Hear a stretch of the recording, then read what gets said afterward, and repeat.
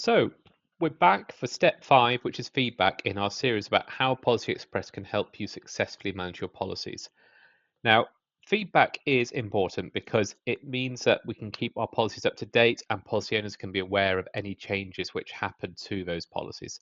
We're talking about things about how the business operates, maybe some clarity required around the policy, or maybe you're going to use this to capture non-conformities. The other thing which might happen is external change, so regulatory changes. In this scenario, we're going to go through, open up one of our policies and put some feedback against it and then see what happens to that feedback. So let's dive into our demo environment.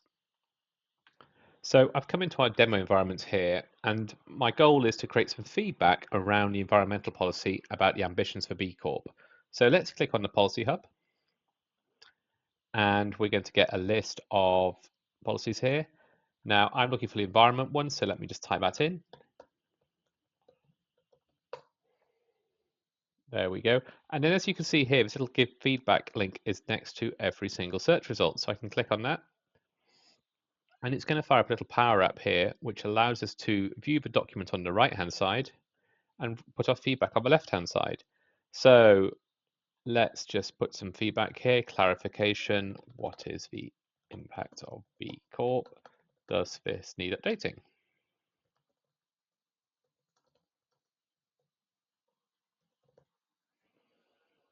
And we can send that. And then we're going to see where this feedback ends up.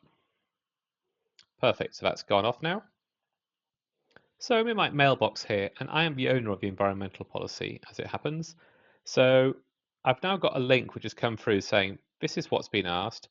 And then I've been given a link both to the published document and the master document. Now, the master document is the Word version, which we might want to update or clarify. And the published version is the one which is the one that's been commented on. The reason we link to both documents is that maybe the master document has changed since the published one. So that's why you need that comparison. Now I can click on the master document here, and what that's going to do is fire up Word, and I can go and start my updates straight from here.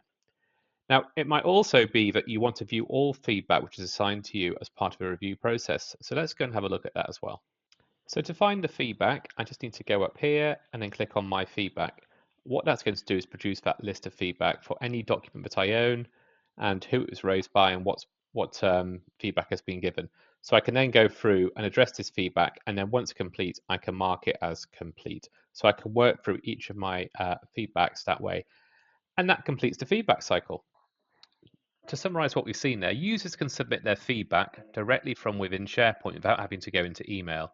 Now, once that feedback's submitted, it's sent to the owner or owners via email, and they're given links both to their master document, which is the Word document, and also to the published document as well, so they can see what the end user is seeing if there's a discrepancy between the two, maybe because the master document's moved on a bit.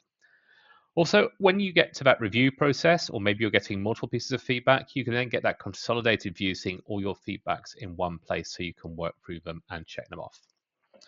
Now that completes the feedback part. Now we're going to move on to the review period. So what happens after maybe 1 or 2 years when you need to come back to this document and have a review and make sure that that review happens before the date expires.